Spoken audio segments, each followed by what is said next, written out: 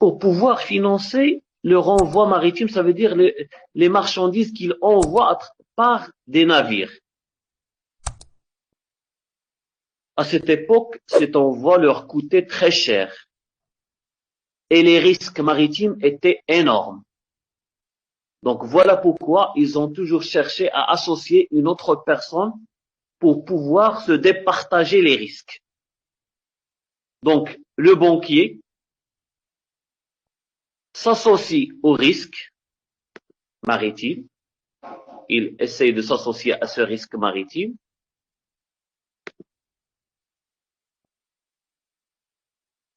en essayant de donner un prêt à ces marchands si jamais le bateau faisait naufrage, les marchands ne devaient pas rembourser le prêt au banquier. Par contre, si le bateau arrive à bon port, il devait rembourser le prêt avec une majoration très élevée, bien sûr en compensation du risque encouru. Mais dès lors que ces prêts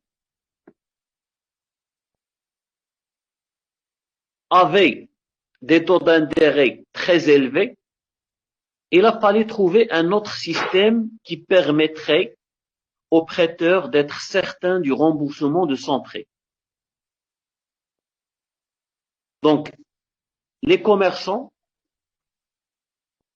ou bien les banquiers et les autres commerçants, ont accepté de garantir la valeur du navire et de ses marchandises en échange d'une somme d'argent fournie au préalable. Donc, moi, en tant que banquier, je vous donne au préalable, ou bien des commerçants, n'importe lesquels, je vous donne une somme importante. Si le bateau arrive à bon port, vous allez me rembourser le prêt avec une somme d'argent importante. Si le bateau n'arrive pas, trouve naufrage ou bien a été intercepté par des pirates, donc dans ce cas, vous allez garder le prêt et vous n'aurez rien à rembourser. Donc ainsi, c'était la première forme d'assurance qui est apparue selon sa définition moderne, ou bien selon sa forme moderne. Donc après le maritime, nous avons constaté que l'assurance a touché d'autres domaines. Le 15e et le 16e siècle a vu l'apparition des premières formes d'assurance vie. Ensuite, lors du XVIIe siècle, un événement qui est resté marqué dans l'histoire de l'assurance et de l'humanité en général, c'est l'incendie de Londres de 1666.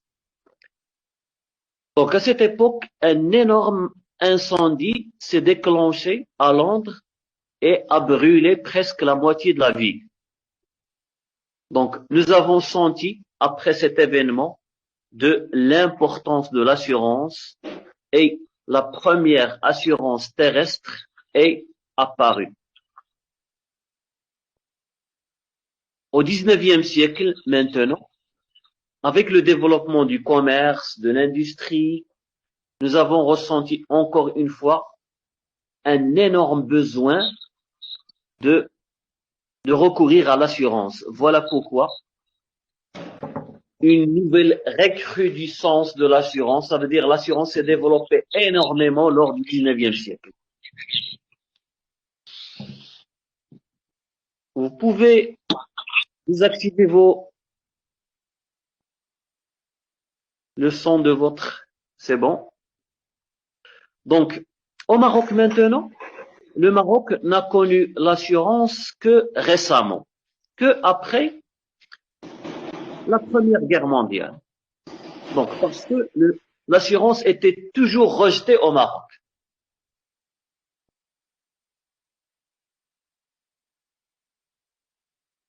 Le Hakim, vous voulez dire quelque chose? Donc, J'ai dit que au Maroc, l'assurance était toujours rejetée parce que le Maroc étant un pays islamique, il a toujours considéré que il relevait des péchés, des pratiques haram.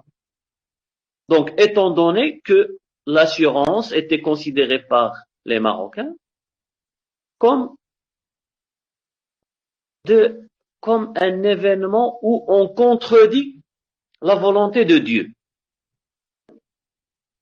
Donc, la loi islamique a toujours considéré l'assurance comme immorale, comme contraire au dessein de Dieu. Il a fallu attendre, comme je viens de vous dire, la fin du 19e siècle pour voir l'assurance se pratique au Maroc, mais seulement à travers des entreprises étrangères. Donc, au début, l'assurance était réservée aux étrangers et au commerce pratiqué par les étrangers sur les ports marocains. La première société d'assurance au Maroc n'est apparue que après la Première Guerre mondiale et elle était connue sous le nom le Maroc. Donc le Maroc était la première entreprise qui a vu le jour au Maroc en 1916. Mais malheureusement, il a été dissoute 4 années plus tard.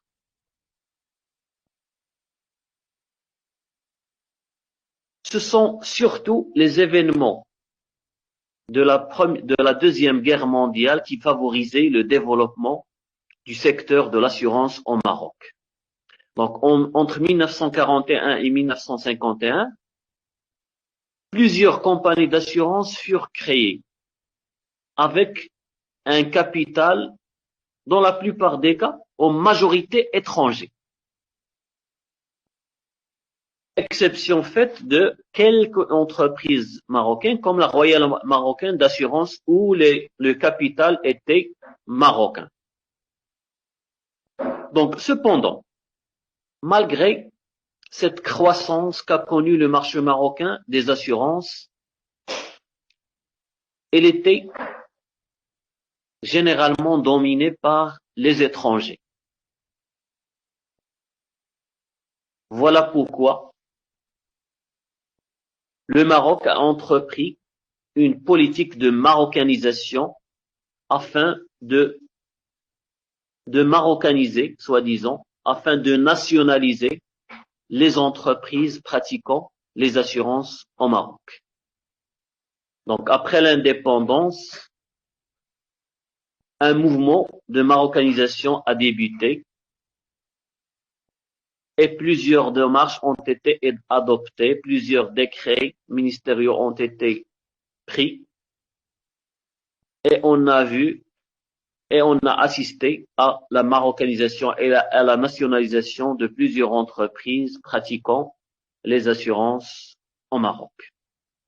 Donc, sûrement,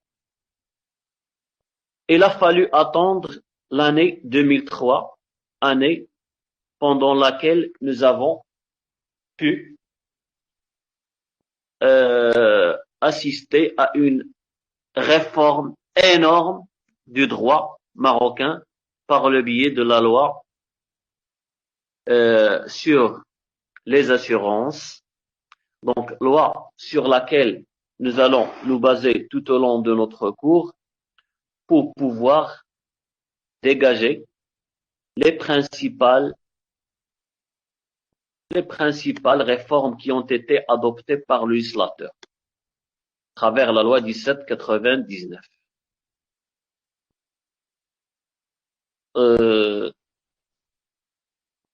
Donc voilà, c'était un bref aperçu sur les assurances, ou bien l'histoire de l'assurance au Maroc.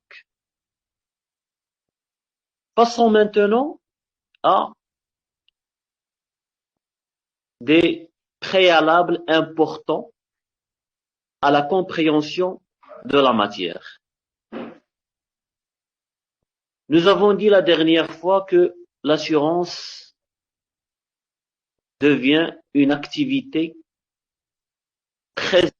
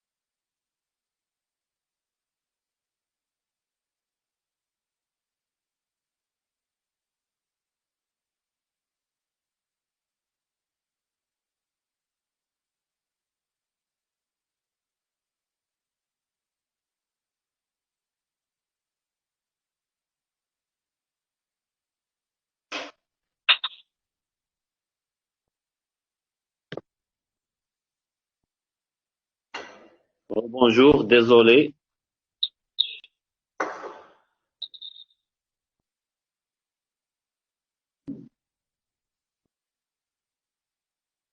Bonjour. C'est bon, le son est bon? Oui, bonjour. Désolé, encore des problèmes techniques. Je crois que je vais désactiver ma caméra, pardon. C'est bon?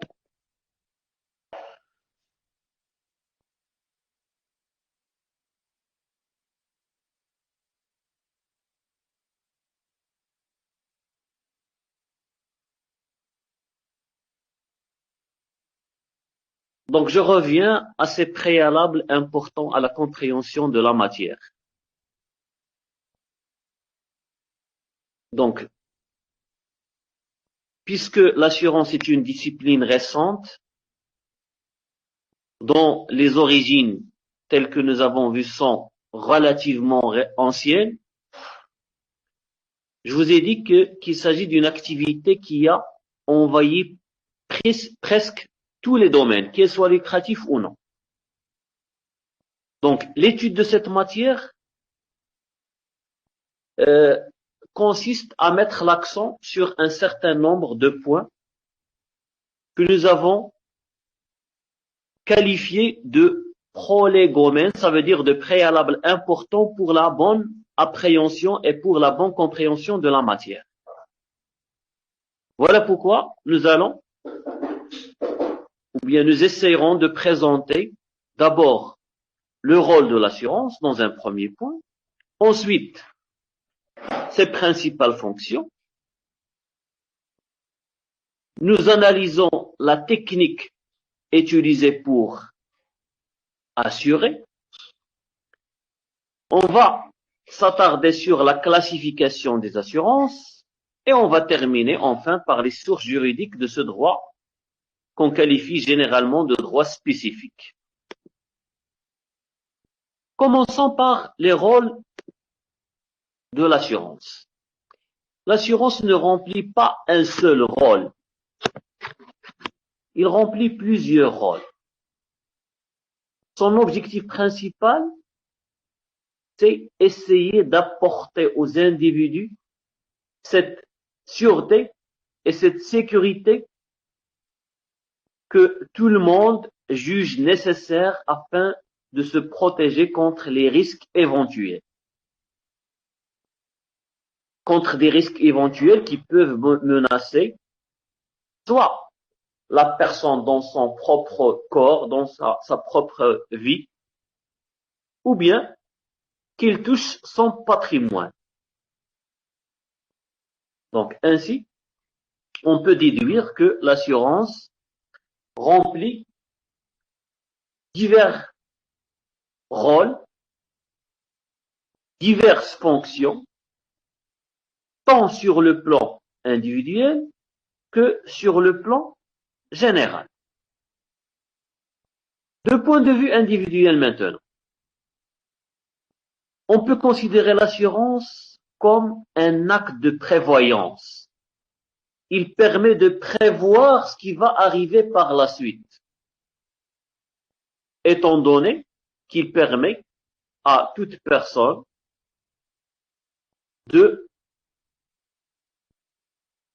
d'accomplir toutes les responsabilités dont il doit assumer en toute sûreté et sécurité. Parfois même, il peut être un moyen pour accomplir un devoir moral vis-à-vis de ses parents, vis-à-vis d'un enfant handicapé, ainsi de suite. On aura l'occasion de développer encore plus ces exemples. De point de vue général maintenant,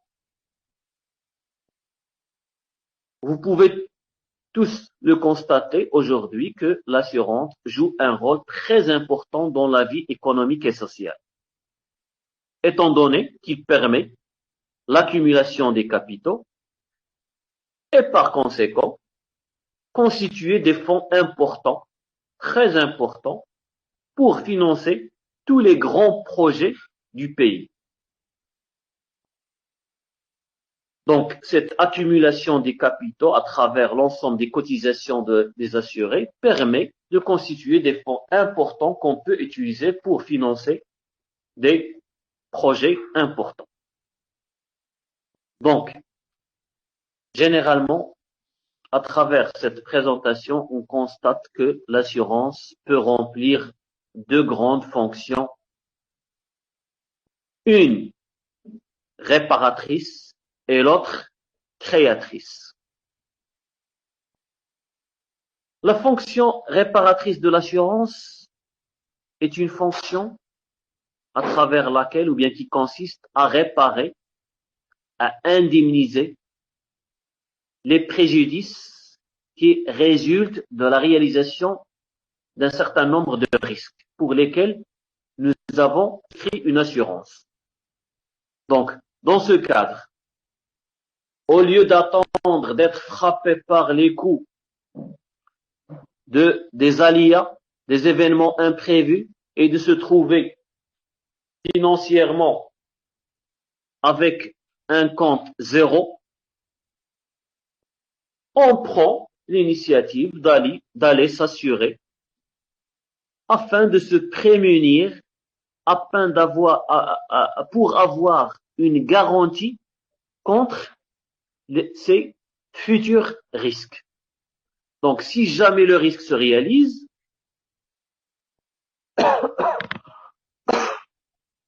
on va être indemnisé, on va recevoir une réparation financière.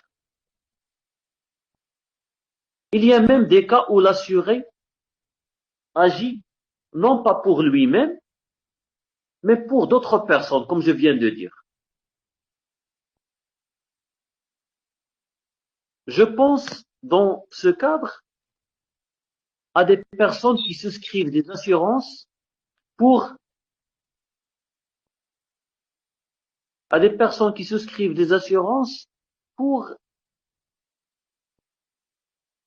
pour assurer la vie d'un enfant handicapé. Donc, lorsque moi, par exemple, je pars chez un assureur pour souscrire une assurance vie, si jamais je trouve la vie, la qaddarallah, l'assurance sera obligée de payer à la fin de chaque mois une somme d'argent qui garantit une vie décente à cet handicapé, à ma femme, à mes parents, ainsi de suite. D'accord? Donc, grâce à l'assurance, on peut être indemnisé, on peut avoir une réparation pour un immeuble qui a été incendié. On peut même parfois souscrire des assurances pour conserver ou bien pour sauvegarder des intérêts extra-patrimoniaux. Par exemple, la santé. Si jamais je tombe malade, je vais me soigner et l'assurance va me rembourser. Il peut me prendre en charge. Donc, je souscris une assurance pour ma capacité de travail. Si jamais je perds mes facultés mentales ou bien physiques, je peux ne pas travailler tout en recevant une indemnité. Donc, il faut signaler que l'assurance, dans ce cas, est facultative. Mais parfois, la loi peut la rendre obligatoire. Pourquoi? Tout simplement pour garantir aux tierces la réparation du préjudice, notamment pour le cas des assurances automobiles. Lorsqu'on souscrit une assurance automobile, ce n'est pas parce que c'est nous qui veulent être garants ou bien qui veulent être garantis de la réparation de notre voiture si jamais elle a été cassée.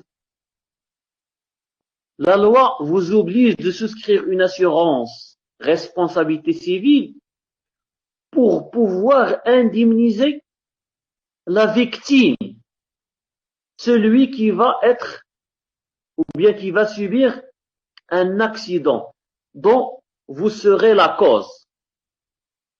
La loi dernièrement a obligé de souscrire une assurance maladie, qu'on appelle assurance maladie obligatoire. Donc, si en principe l'assurance dans sa fonction réparatrice est facultative, la loi peut la rendre obligatoire. C'est le cas de l'assurance pour les chasseurs qui utilisent des armes pour chasser, donc ils sont exposés à des risques énormes, donc la loi les oblige de souscrire une assurance. C'est le cas des notaires pour le cas de leur responsabilité civile vis-à-vis des actes qu'ils passent à leurs clients. C'est le cas des sociétés de bourse qui encourent des risques énormes de perte. Et c'est le cas, comme je viens de le dire, de l'assurance automobile. Donc, le but du législateur, dans ce cas, est de permettre une certitude d'indemnisation pour les victimes, en protégeant ces victimes d'une éventuelle insolvabilité de ce responsable de dommage, de celui qui a commis, ou bien qui était la cause de ce dommage. Donc,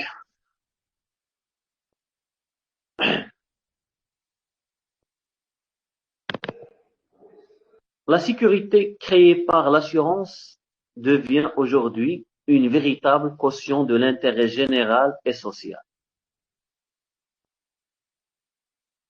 Ainsi, nous avons présenté la fonction réparatrice de l'assurance.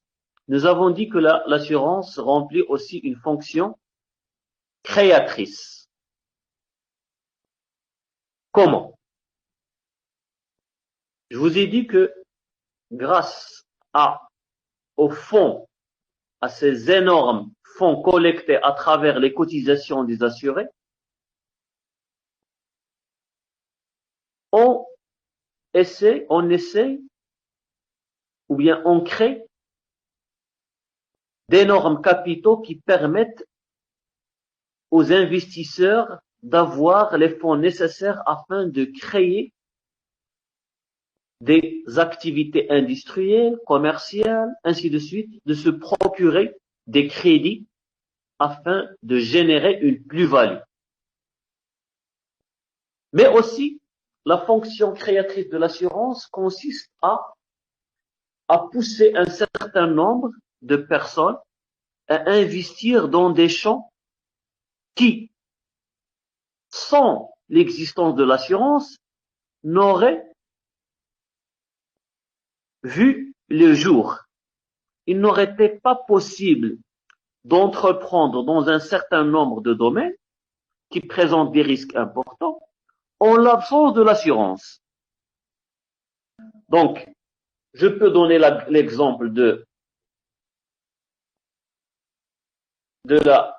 des avions, de l'aviation, dans laquelle le risque est énorme.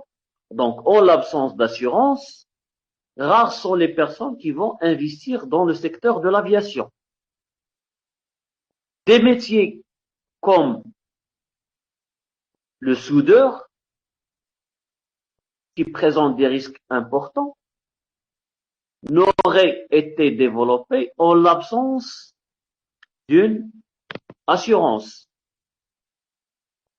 L'exploitation d'un certain nombre, ou bien l'exploitation d'un certain nombre d'énergies renouvelables, ou bien nouvelles, comme l'énergie nucléaire, ne saurait se développer en l'absence d'assurance. Et enfin, on peut parler de la pratique d'un certain nombre de sports dangereux, tels que l'escalade, le fait de monter à travers, ou bien en utilisant des cordes pour monter des montagnes. Donc là, ce sont des pratiques de sport très dangereuses qui ne sauraient se développer sans l'existence de l'assurance. Donc, les exemples que je viens de donner montrent d'une façon ou d'une autre que l'assurance contribue à créer des activités qui, en l'absence de l'assurance, n'auraient pu se développer, n'auraient même pu voir le jour. On comprend, ou bien on doit comprendre, que sur le plan économique, l'assurance joue un triple rôle. C'est d'abord une garantie de crédit, une méthode d'épargne et plus généralement un mode d'investissement. Une garantie de crédit parce qu'ils permettent de développer des affaires en toute sécurité.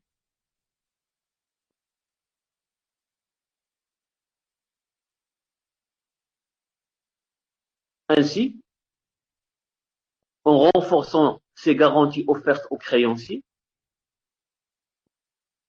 les créanciers peuvent acheter un certain nombre de matériel.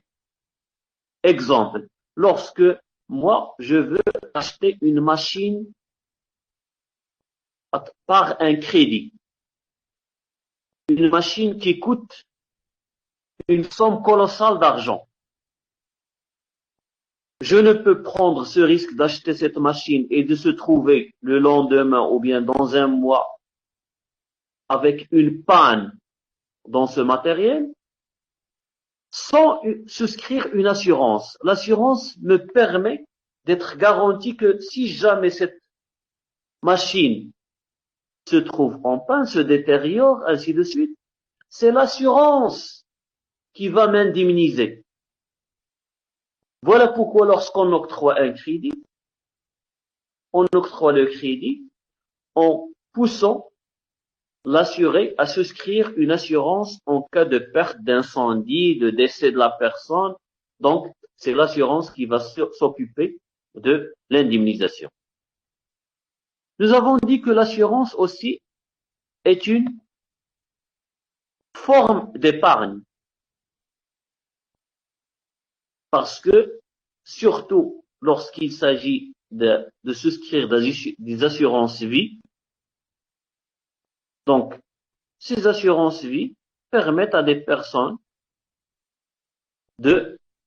d'épargner des sommes d'argent importantes et il permet d'accumuler ces cotisations, de les conserver et de les placer et de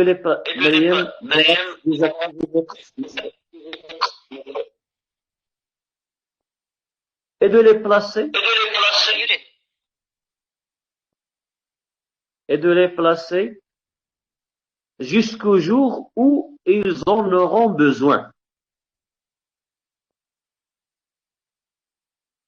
Donc, voilà pourquoi les assurances sur la vie présentent un intérêt particulier. Parce qu'ils permettent de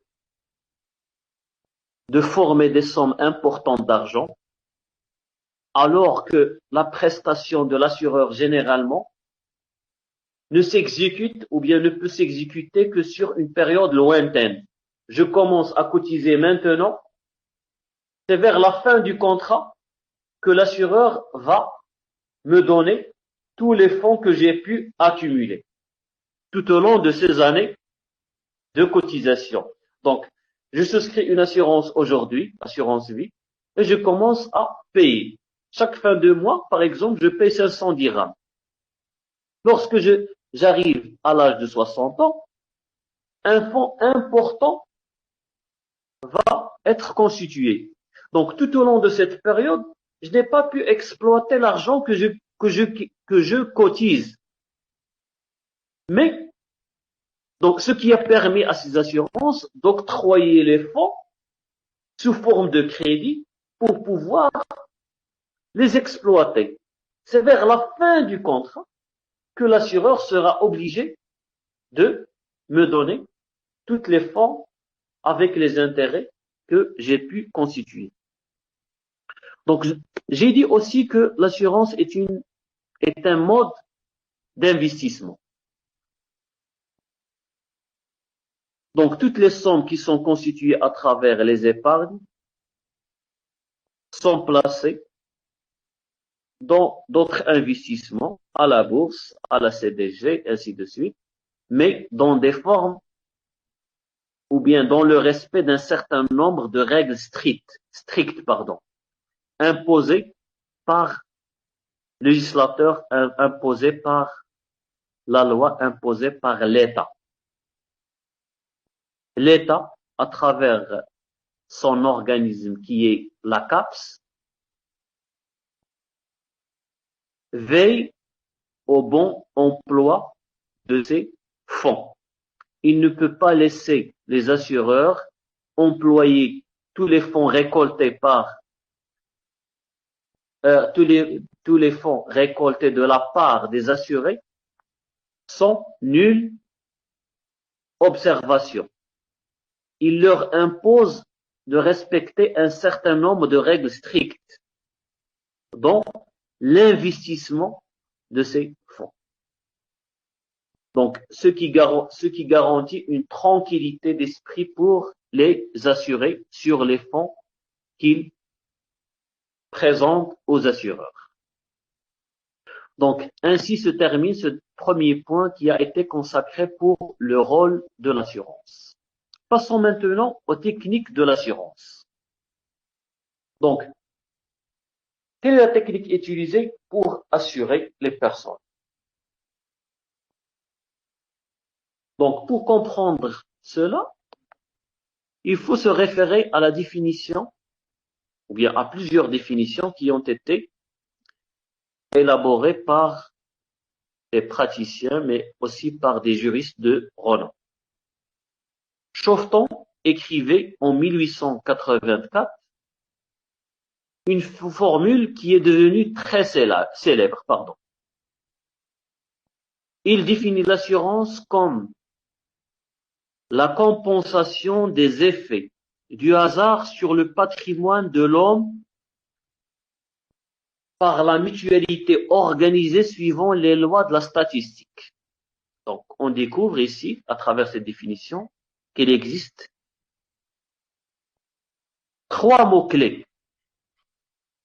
Donc, la compensation, la mutualité et la statistique. 3 termes sur lesquels on va se baser pour comprendre la technique utilisée par les assureurs afin de produire ce qu'on appelle cette opération d'assurance. Donc, on essaye de compenser les effets du hasard, ça veut dire si jamais un risque se réalise, il va être compensé par les fonds des autres personnes. On ne va pas indemniser tout le monde. En se basant sur les lois de la statistique, on comprend que si nous avons 100 assurés, par exemple, seulement 3 ou bien 4 ou bien 5 personnes seront sinistrées. Ces 5 personnes, pour pouvoir les indemniser, on va prendre l'argent des autres. C'est l'argent des autres qui va servir pour compenser, pour indemniser ces 5 personnes sinistrées. Donc, il y a une forme de mutualité entre la centaine de personnes. Donc, ces 100 personnes sont mutuelles dans la réalisation des risques. Si le risque se réalise, ce n'est pas moi en tant qu'assureur qui va l'indemniser, mais je vais utiliser les fonds donnés par les autres. Et je vais garder une partie pour moi. Donc, plus tard, après cette définition, en 1924, Aymar, qui est un grand juriste qui s'est spécialisé dans les assurances, lui aussi, définissait également l'assurance par le concept d'opération. Il présente la définition suivante. C'est une opération par laquelle une partie, qui est l'assuré, se fait promettre moyennant une rémunération la prime pour lui ou pour un tiers en cas de réalisation d'un risque, une prestation par une autre partie, l'assureur, qui prenant en charge un ensemble de risques, les compense conformément aux lois de la statistique. Donc, même à travers cette deuxième définition, on constate que nous avons employé les mêmes termes clés. Compensation, mutualité et statistique. Donc, à partir de ces deux définitions, on déduit que l'assurance est une technique qui repose sur la solidarité, sur la mutualité, mais surtout sur la statistique. Donc, pour comprendre le jeu de la technique de l'assurance, nous allons aborder en premier lieu les techniques de base avant de présenter la technique de coassurance et de réassurance. Donc, 3 techniques utilisées en matière d'assurance. Donc, quelles sont les techniques de base de l'assurance? Donc, il faut d'abord mettre l'accent sur le point suivant. L'assurance ne peut se réaliser que par un professionnel. C'est-à-dire dans le cadre d'une entreprise structurée, bien organisée et qui prend en charge un ensemble de risques, essaye de les compenser selon les lois de la statistique. C'est-à-dire en essayant de calculer la cadence avec laquelle les risques peuvent se réaliser et le coût de ces sinistres, le coût que va engendrer l'ensemble de ces sinistres.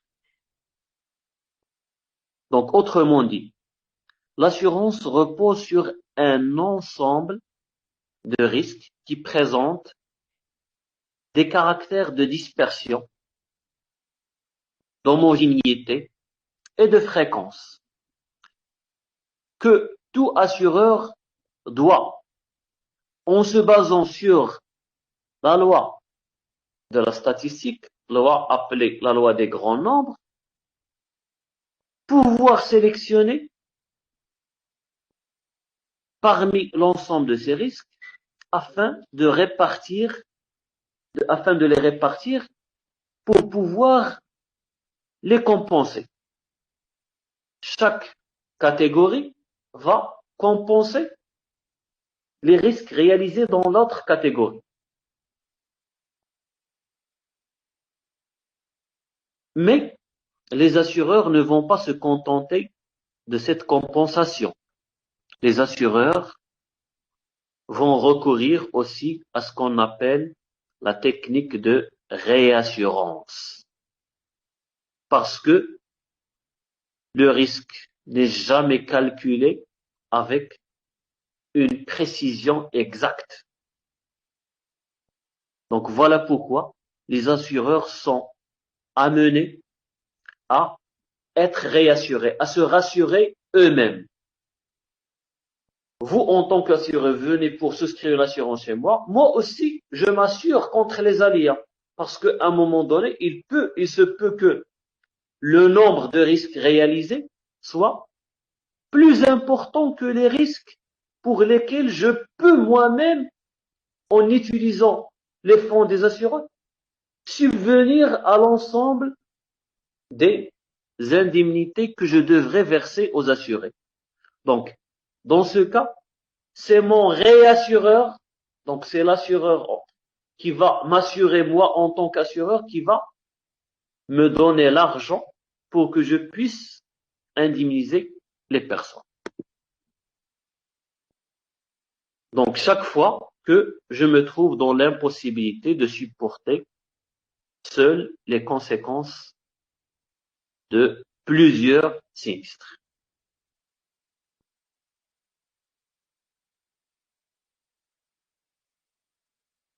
Donc, c'est une technique auquel tout assureur doit recourir pour ne pas supporter lui-même un sinistre très important,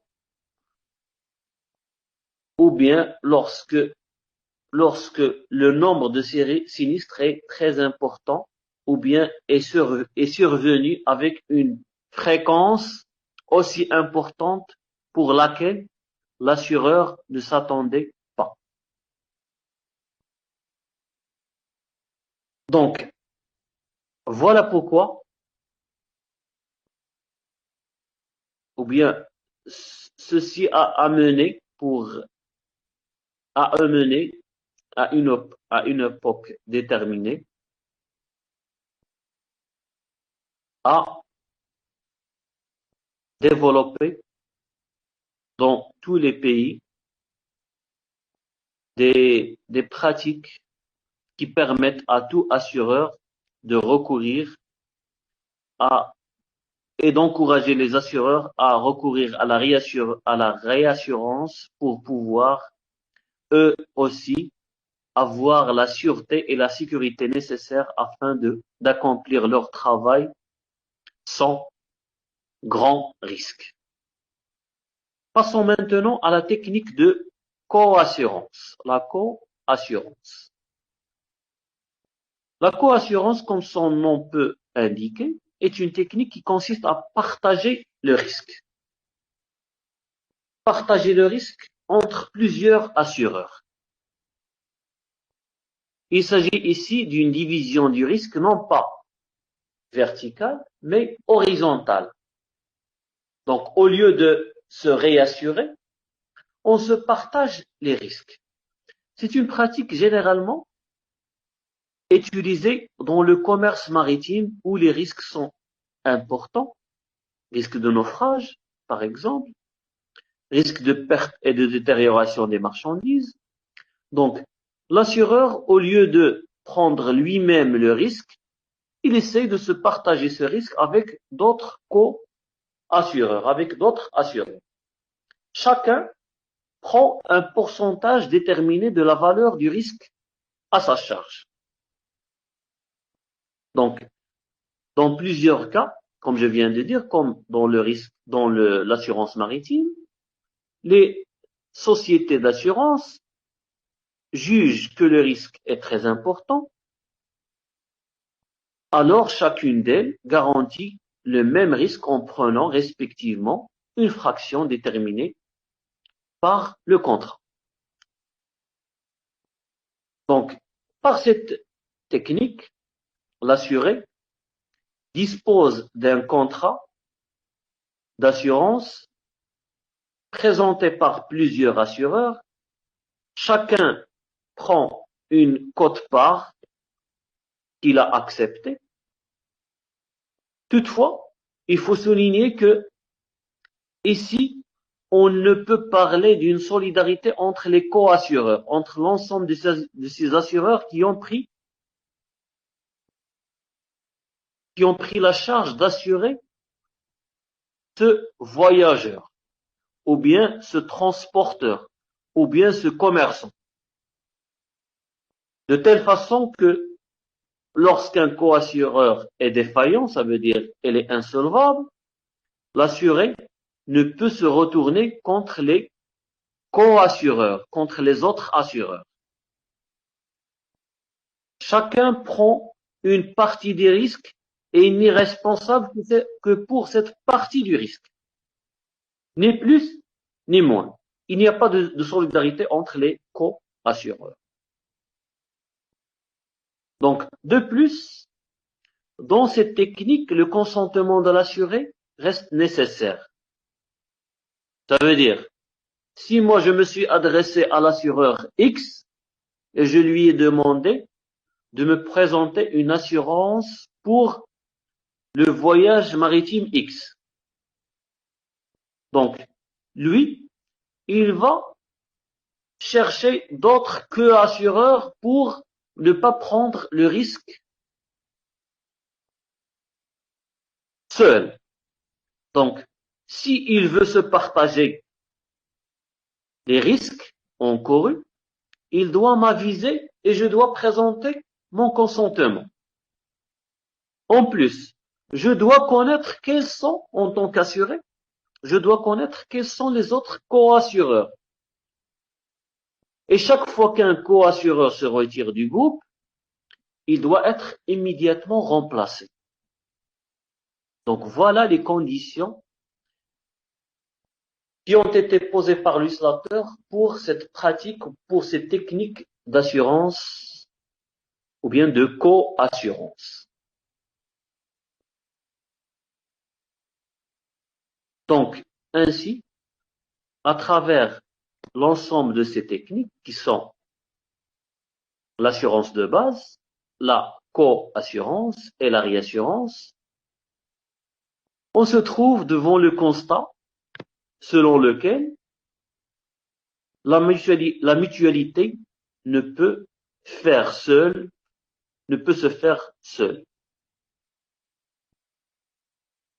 Il doit y avoir toujours plusieurs personnes qui regroupent leurs efforts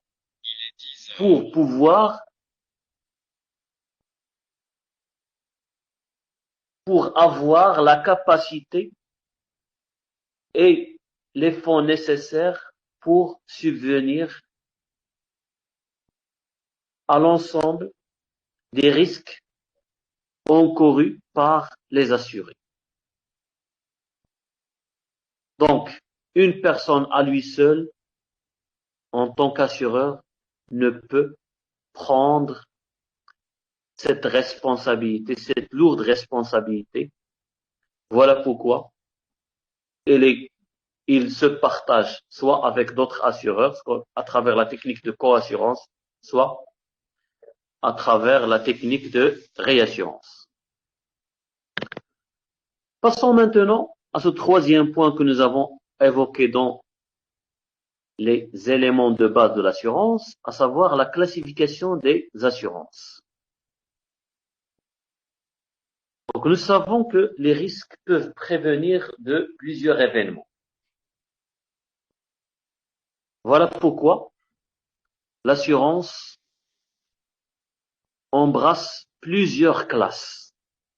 Puisque les risques sont énormes, les classes d'assurance doivent être aussi énormes. Il existe aujourd'hui plusieurs événements qui peuvent donner naissance à des sinistres. Voilà pourquoi le législateur a essayé de présenter plusieurs classes d'assurance. Donc, les assurances peuvent tout d'abord être divisées suivant la nature des risques pris en charge. Et dans ce cadre, on distingue entre les assurances maritimes et les assurances terrestres. Mais, dans notre cours,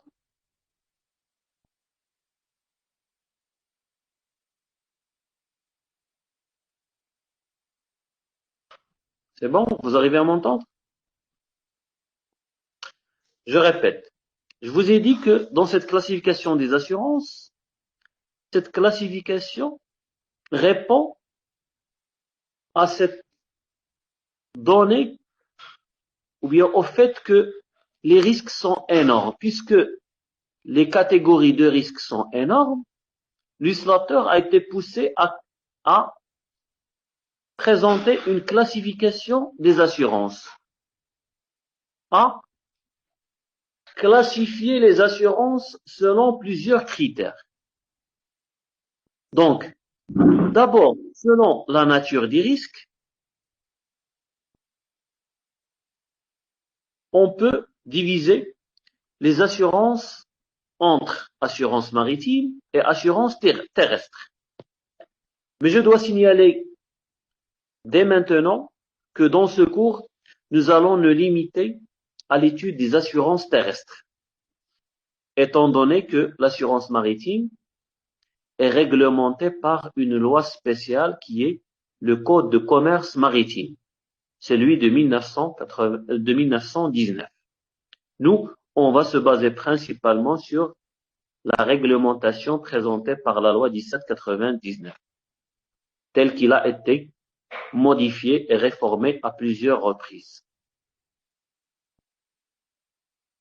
Donc,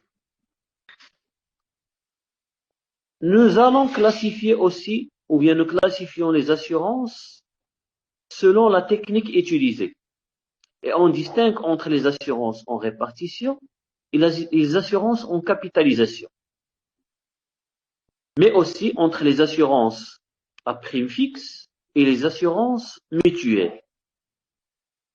Et enfin, troisième classification, on classe les assurances suivant leur objet, ce qui permet de distinguer entre les assurances de personnes et les assurances de dommages. Commençons par cette distinction entre l'assurance maritime et l'assurance terrestre. Donc, comme son nom l'indique, l'assurance maritime permet de couvrir les risques qui peuvent survenir au cours d'une expédition maritime.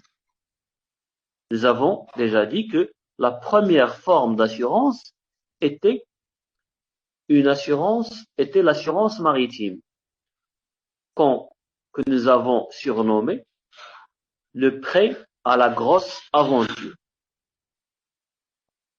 Mais cette assurance maritime permet aussi non pas seulement d'assurer une expédition maritime, mais aussi d'assurer le corps de la navire, ça veut dire le moyen de transport, à savoir ce navire.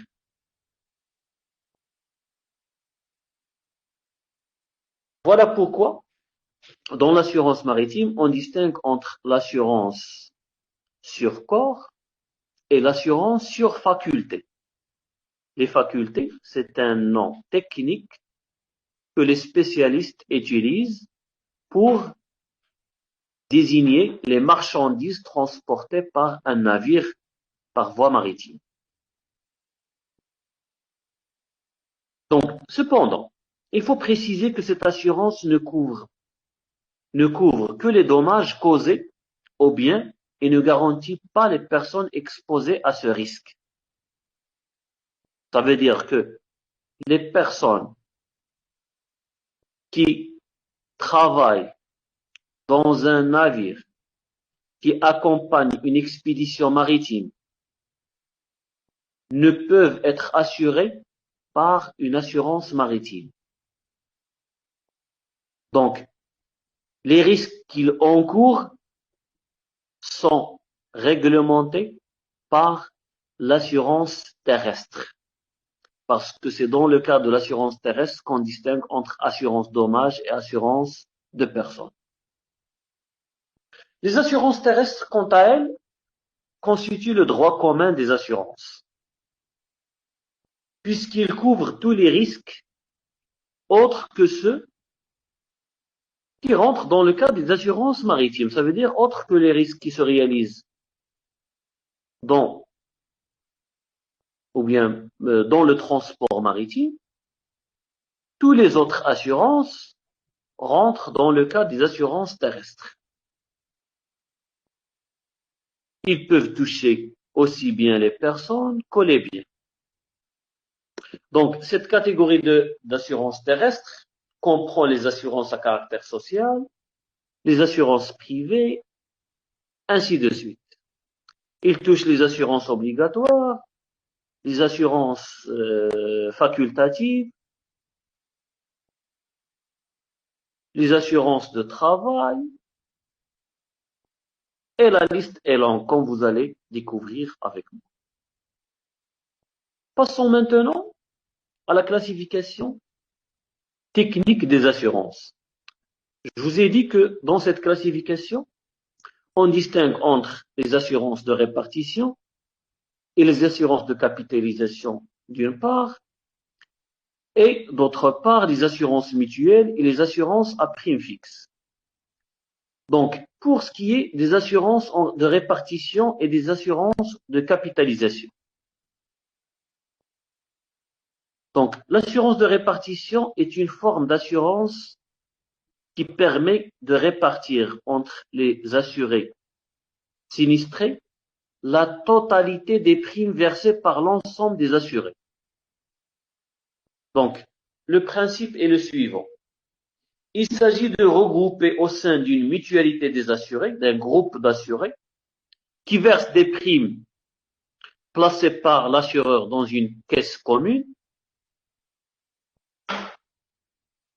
Cette caisse ou bien l'ensemble des fonds collectés dans cette caisse sert à indemniser les victimes sinistrées. Bien sûr, l'assureur ne fait pas un travail de bénévolat.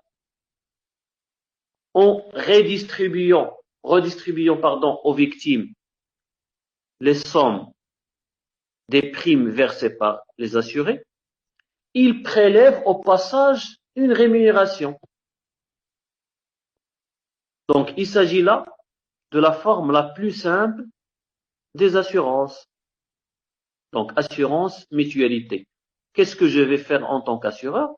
Je vais gérer les primes, je vais les placer. Si jamais une personne est sinistrée, je vais prendre une partie des sommes versées et investies par les assurés. Je vais essayer d'indemniser la personne sinistrée et je vais garder pour moi une somme d'argent correspondant au travail que j'effectue, ce travail de redistribution.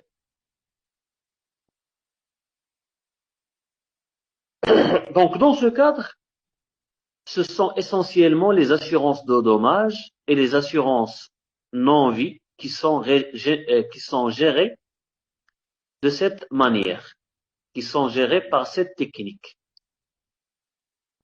Donc, ce mode de gestion porte sur les risques courants d'une période annuelle, avec, dans plusieurs cas, une tacite reconduction. Ça veut dire une reconduction du contrat.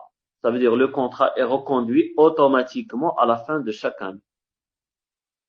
avec une probabilité de réalisation constante des risques correspondant à ces contrats.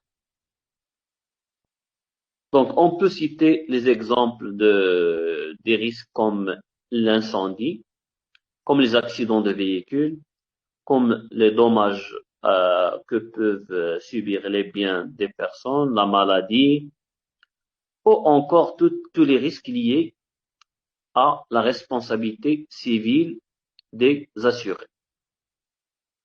Donc, pour l'ensemble de ces exemples de risques,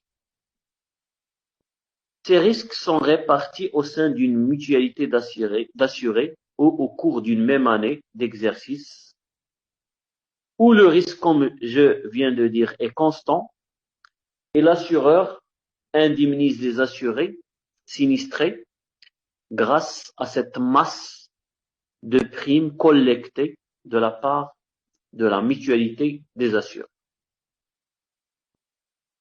L'assurance de capitalisation, quant à elle, consiste à quoi? Consiste, comme son nom l'indique, à capitaliser. Capitaliser l'ensemble des primes versées conformément à ce qu'on appelle la technique des intérêts composés. Donc, technique qui consiste en quoi?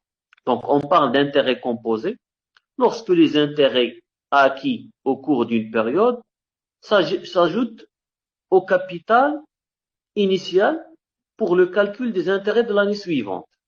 Ça veut dire, j'ai versé au cours de cette année des primes correspondant, par exemple, à 1 million de dirhams. Ce 1 million de dirhams va générer 10% d'intérêt. Donc, l'année prochaine, pour calculer les intérêts, je vais me baser sur, ou bien je vais avoir comme capital le 1 million plus les 10% d'intérêt. Donc, mon capital, c'est 110, pardon, j'ai dit 1 million, par exemple 100 millions. Si je prends le capital de 100 millions, après une année, il va générer 10%, donc 110 millions. Pour l'année de suite, je vais calculer les 10% d'intérêt sur la base de 110 et non pas sur les 100 000 que j'ai versés auparavant. Ainsi de suite. C'est ce qu'on appelle la capitalisation des intérêts. Donc, à la différence des assurances gérées en répartition, ici, ces assurances sont gérées à long terme. À la différence des assurances en répartition, ici, le risque n'est pas constant. Mais le risque peut augmenter ou bien diminuer tout au long du contrat. Si pour les assurances en répartition, nous avons donné l'exemple de l'assurance non-vie, dans le cas de l'assurance capitalisation, on donne l'exemple assurance vie. Et nous aurons l'occasion de revenir sur cette assurance non-vie et assurance vie plus tard, lorsqu'on abordera l'assurance de capitalisation. Donc, j'ai dit que ces assurances de capitalisation peuvent concerner l'assurance vie, l'assurance natalité, fonds d'investissement, gestion de fonds collectifs, ainsi de suite. Donc, ici, l'assureur s'engage à dégager une plus-value. C'est l'intérêt dégagé par le capital que j'ai pu constituer à travers l'ensemble des primes que j'ai versées. Donc, les primes des assurés ne sont pas mises en commun. Il n'y a pas une mutualité entre les assurés, autrement dit. Ce n'est pas les autres personnes qui vont être solidaires pour me payer en cas de sinistre, mais c'est mon propre fonds. D'accord? Donc les prix, autrement dit, les primes des assurés ne sont pas mises en commun, mais sont portées sur des comptes nominatifs. Et la technique de capitalisation suppose que ces assurances soient souscrites sur des périodes de temps assez longues. C'est généralement le cas des assurances vie. Donc, je commence à verser des primes aujourd'hui. Lorsque j'arrive à l'âge de retraite, qui est l'âge de fin de contrat, je vais recevoir soit une rente viagère, ça veut dire une mensualité, soit je vais demander le capital total que j'ai pu constituer, en plus des intérêts. Donc, généralement, les compagnies d'assurance utilisent ce système pour garantir, d'une part, les risques non constants, ou bien les chances de réalisation, les chances de réalisation varient en cours du contrat. Ça veut dire, il y a une augmentation du risque avec l'âge de l'assuré dans l'assurance sur la vie. Chaque fois que l'assuré est âgé, il y a plus de risques qu'il trouve la mort. D'autre part, des risques à long terme pour lesquels l'assureur place les primes encaissées dont les intérêts vont bénéficier à l'assuré lors de la réalisation du risque garanti. C'est-à-dire que même si la personne ne trouve pas la mort, au bout d'un certain temps, il va demander tout, lorsque le contrat arrive à l'échéance, il va demander une somme d'argent importante correspondant à toutes les primes qu'il a versées tout au long de ces années précédentes, augmenter des intérêts en pratiquant la technique de capitalisation des intérêts. Donc, il va sortir avec une somme colossale qui va constituer sûrement une charge pour l'entreprise d'assurance. Pour ce qui est des assurances mutuelles ou bien assurances à prime fixe. Donc, pour ce qui est des assurances mutuelles, il s'agit là d'une distinction qui se base sur la forme revêtue par l'entreprise d'assurance. La plupart des assurances pratiquées au Maroc ou bien ailleurs, ce sont des assurances à prime fixe. Mais il existe un certain nombre de compagnies qui utilisent ou bien qui revêtent la forme de mutuelle. Je peux vous donner l'exemple au Maroc de la Mamda, dans laquelle je suis personnellement abonné ou bien adhérent. On parle d'adhérent. Donc, je suis adhérent de la Mamda. Je souscris mon assurance automobile et une autre assurance chez la Mamda. Donc, cette entreprise ou bien cette compagnie pratique un travail de gestion des fonds des assurés sans chercher à réaliser des bénéfices. Alors que les autres formes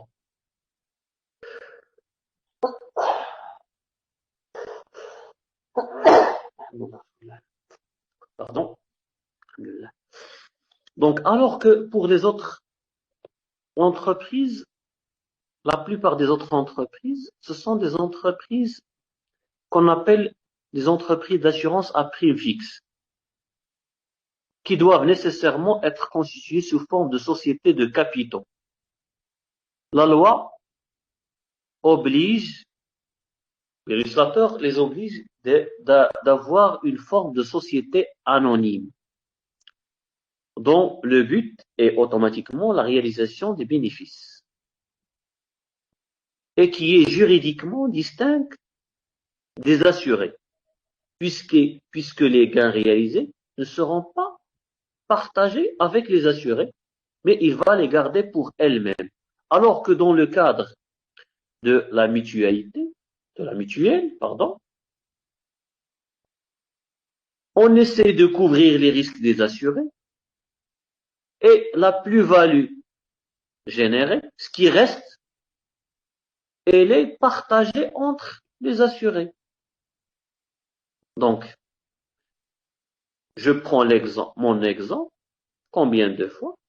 Donc, la mutualité, si tu n'es pas indemnisé pour un risque quelconque pour lequel vous étiez la cause, donc l'assureur vous verse à la fin de l'année des chèques correspondant à cette plus-value qui est générée. Donc, il ne garde pas les fonds pour elle-même, mais il les redistribue entre l'ensemble des adhérents.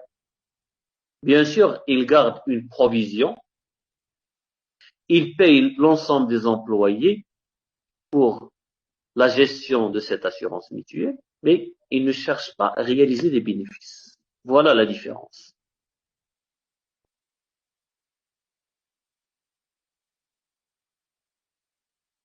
Une autre différence avant de passer à la classification juridique d'assurance entre la mutuelle et les assurances à prime fisc, ça veut dire les sociétés anonymes, réside dans le fait que les mutuelles ne peuvent présenter leurs services par l'intermédiaire d'un courtier ou bien d'un agent général d'assurance.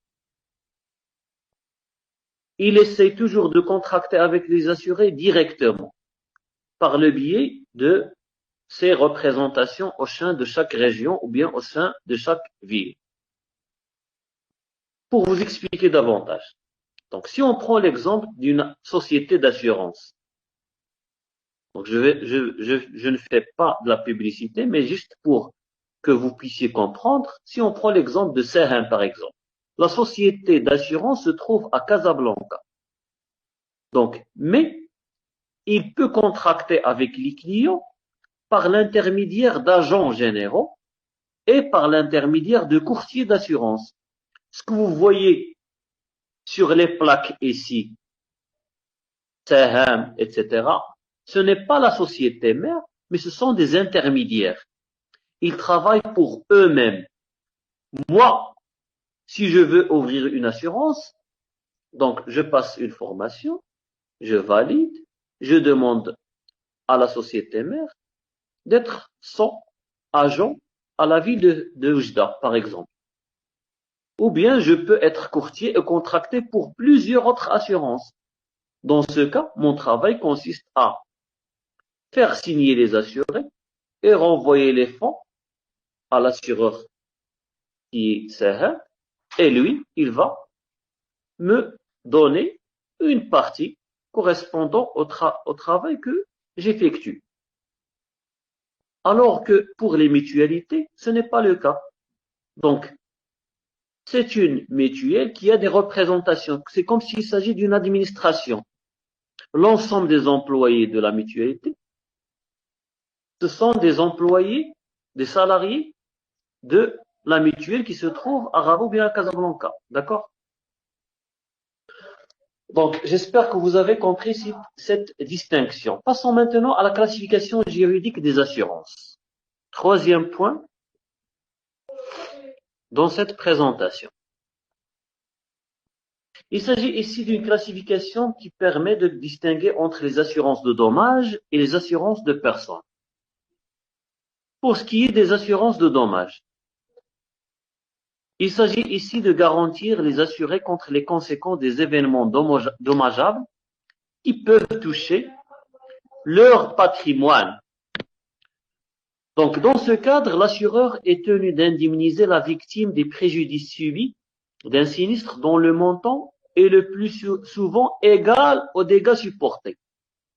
Et là, se dégage un principe très important sur lequel on va revenir par la suite, qui est le fait que l'assurance dommage ne peut jamais constituer une source d'enrichissement. On ne vous indemnise que pour le préjudice subi, ni plus, moins peut-être moins parfois, parce que parfois il y a une franchise, ça veut dire une partie de sinistre qui reste à la charge de l'assuré. Donc, les assurances, vous devez comprendre que les assurances dommages ont une vocation indemnitaire. Ils indemnisent, ça veut dire ils ont une vocation à réparer les atteintes au patrimoine des assurés et non pas à les enrichir. Ils sont régis par le principe de réparation intégrale du dommage subi. Donc, l'assuré ayant subi un dommage doit être indemnisé des préjudices, de tous les préjudices subis. Mais rien que le préjudice subi. L'objectif visé, autrement dit, est de replacer la victime à l'état dans lequel il se trouvait avant la réalisation du sinistre. Ça veut dire, je marchais tranquillement, à un moment donné, j'ai perdu mon patrimoine, j'ai perdu ma voiture. Donc, l'assurance, dans ce cas, va me payer le prix correspondant à la valeur de la voiture que j'ai perdue. Non pas la valeur d'achat, mais à sa valeur du jour de la perte. Donc, l'assuré, autrement dit, ne peut prétendre à un gain ou à un enrichissement en percevant des indemnités supérieures au montant des pertes effectives.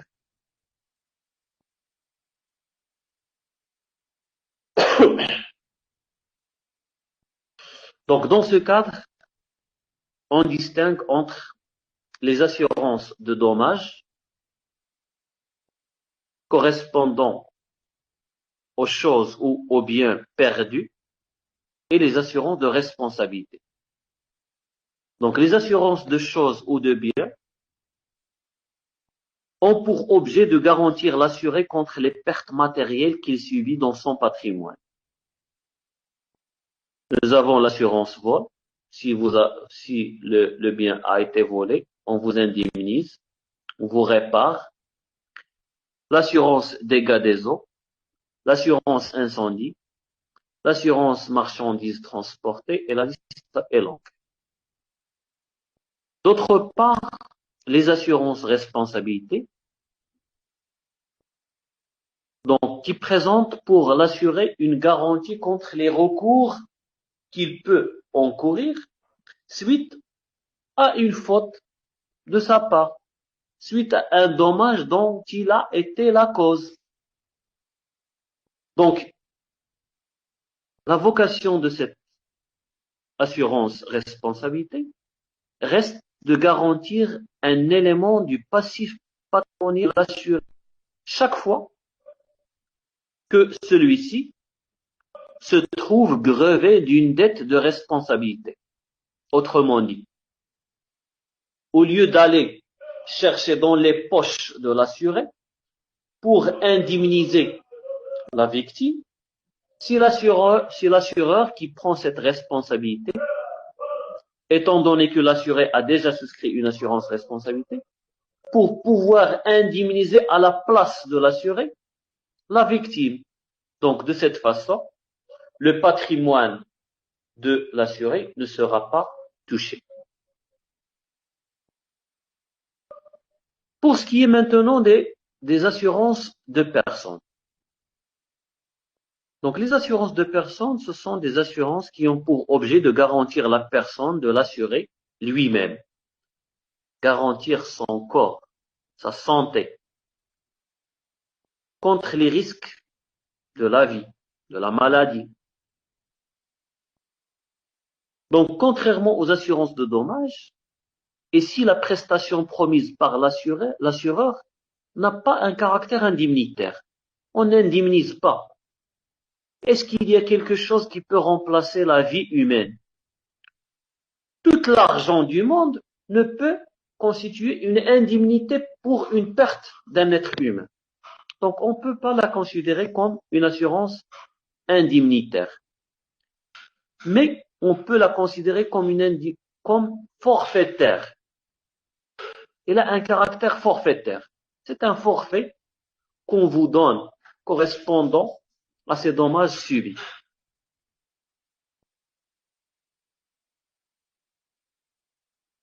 Bien sûr, au Maroc, il y a une controverse sur la légitimité de ce caractère forfaitaire que perçoivent les personnes pour la perte d'une vie ou bien suite à une maladie. Donc, les assurances de personnes n'ont pas reçu le consensus nécessaire. Donc, aux yeux de la religion, d'un certain nombre de personnes qui s'intéressent à la religion, ils précisent que ce sont des garanties contre le destin des personnes, chose que contestent d'autres personnes et essaient de trouver une légitimité à ce genre d'assurance. Donc, loin de ce débat, de cette controverse, le législateur distingue entre deux catégories principales d'assurance de personnes. D'une part, les assurances vie, qui sont destinées à garantir le risque de mort de la personne assurée, soit le risque de survie à une date déterminée. C'est ce qu'on appelle l'assurance en cas de vie. Soit encore une combinaison entre les deux. Donc, soit on vous présente une prestation, une somme forfaitaire si jamais la personne trouve la mort, soit on vous donne une mensualité après la fin du contrat jusqu'à ce que vous trouviez la mort, et dans ce cas, l'assureur peut être perdant si la personne survit pendant de longues années après la fin du contrat, soit on essaie de trouver une combinaison entre les deux. Donc voilà, c'est ce qu'on appelle les assurances vie. Et il existe une autre catégorie, toujours dans le cadre des assurances de personnes, qu'on appelle les assurances non-vie. Qu'est-ce que l'assurance non-vie? Ce sont des formes d'assurance qui permettent de couvrir les personnes, ça veut dire les assurés, contre toute atteinte corporelle non intentionnelle provenant de l'action soudaine d'une cause extérieure. Donc, dans ce cadre, vous avez compris qu'il s'agit des assurances maladie, des assurances dommages corporels, tels que les accidents que vous pouvez subir lors de votre travail, les infirmités. Monsieur Abdoulaye, chaque fois, vous activez votre micro. Donc, les infirmités, l'incapacité permanente qui peut être soit partielle, soit totale, les incapacités temporaires, les incapacités qui sont consécutives à une maladie, ou bien toutes sortes de maladies qui peuvent provoquer des dépenses de la part de l'assuré. Donc, toutes ces sortes de maladies pour lesquelles vous serez soit incapable de travailler, soit que vous trouvez avec sans un bras, une jambe, ainsi de suite, donc vous vous trouvez avec une infirmité, donc vous recevez une somme forfaitaire correspondant à ce dommage subi. Dernier point dans cette présentation, avant-dernier je crois, les sources juridiques du droit de l'assurance.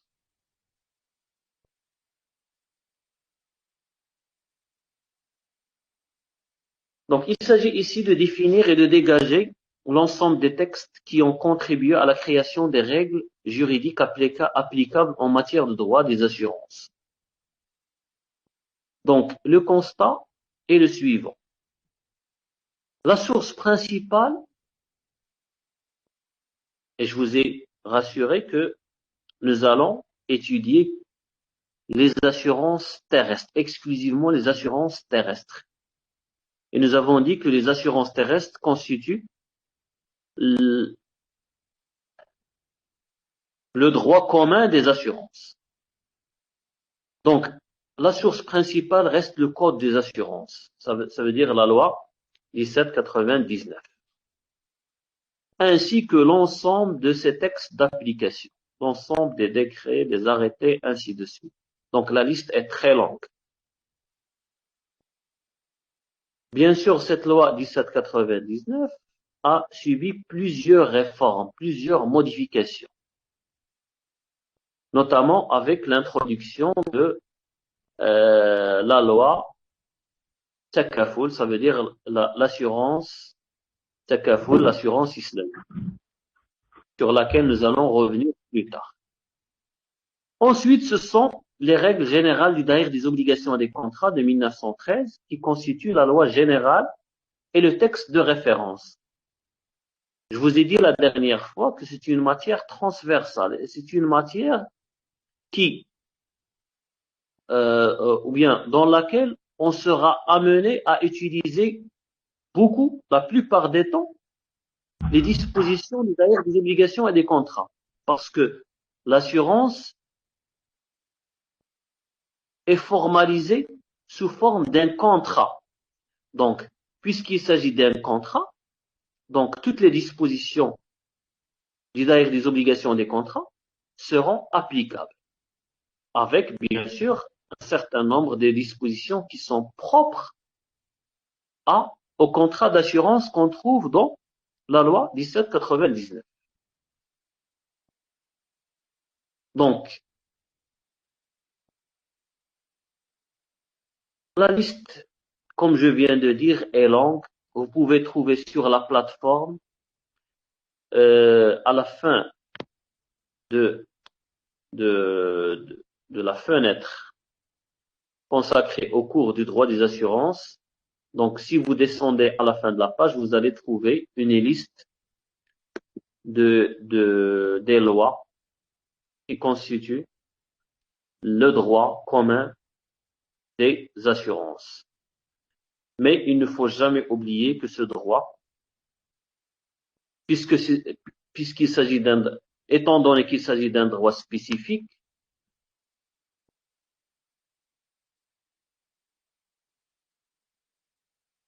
c'est un droit aussi qui se trouve, soi-disant, au carrefour de plusieurs autres matières de droit.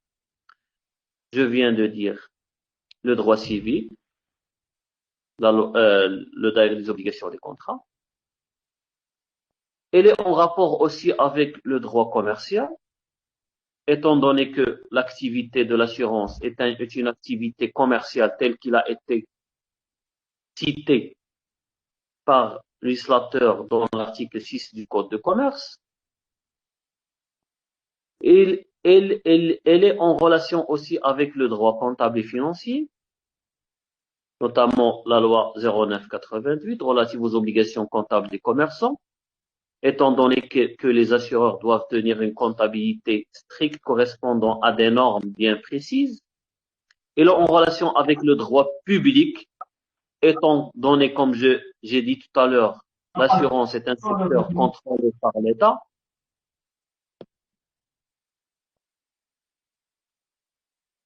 L'État exerce un contrôle financier, juridique, économique sur toutes les entreprises et les sociétés d'assurance, notamment à travers son organisme, la CAPS, qui est l'autorité de contrôle des assurances et de la prévoyance sociale.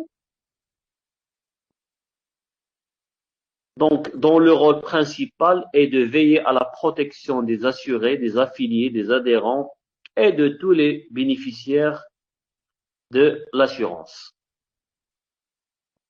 Le droit des assurances est en rapport avec le droit international,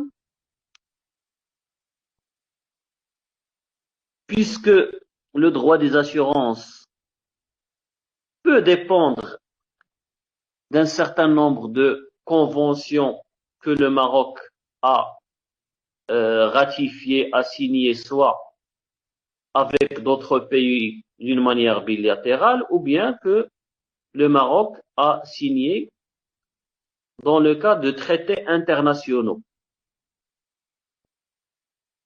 Le droit des assurances, enfin, est en relation avec le droit musulman, étant donné, comme je viens de dire, le législateur a adopté dernièrement un certain nombre de règles pour introduire l'assurance islamique appelée le takaful.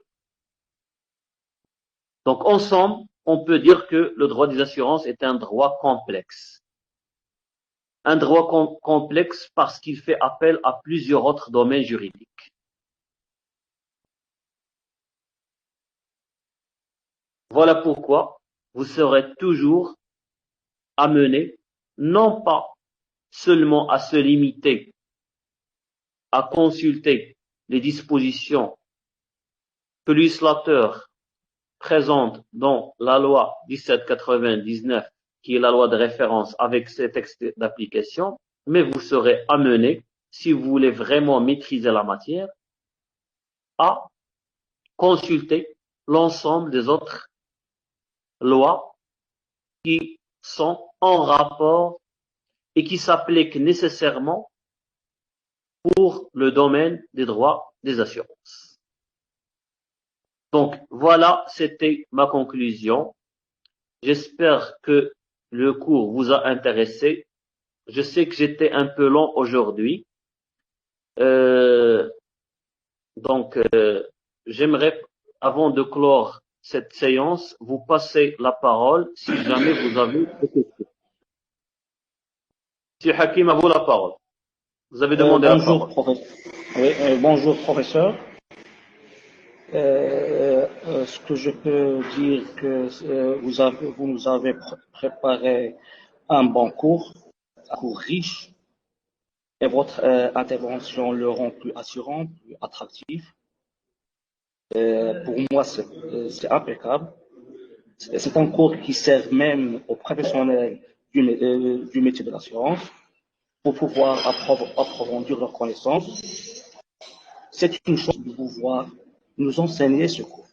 Ça, je voulais dire la première séance, et maintenant c'est l'occasion pour vous dire et pour faire savoir aux autres étudiants de s'encourager et je voulais dire les encourager à suivre votre cours.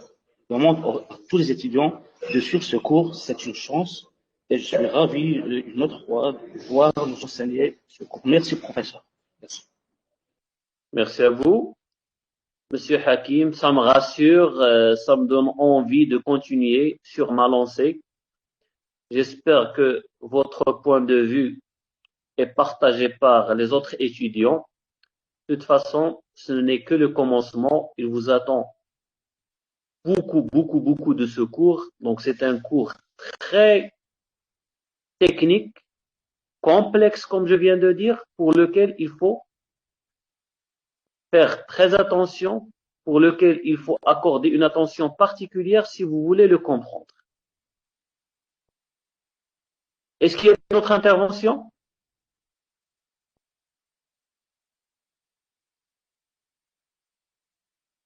C'est bon? Oussama, Hamid, Abdeslam, Ayman, c'est bon? Tout est bon? Donc, si vous n'avez pas d'autres interventions, je vous remercie infiniment de votre... Monsieur Boulouise, oui? Merci, c'est bon, ça marche. Donc, je vous remercie infiniment de votre patience, de votre écoute, de votre assiduité. Donc, on se donne rendez-vous la semaine prochaine pour développer le contrat d'assurance, pour commencer à développer le contrat d'assurance avant de passer à cette division qu'on opère généralement ou bien qu'opère la doctrine entre les assurances de dommages et les assurances de responsabilité. Donc la semaine prochaine, on va aborder le contrat d'assurance. Donc merci de votre attention. Je vous signale que la séance est enregistrée. Vous pouvez toujours la revoir une autre fois pour se constituer. Si jamais, si vous posez encore des questions, n'hésitez pas à me les transmettre par écrit. Donc, à très bientôt. Bonne journée.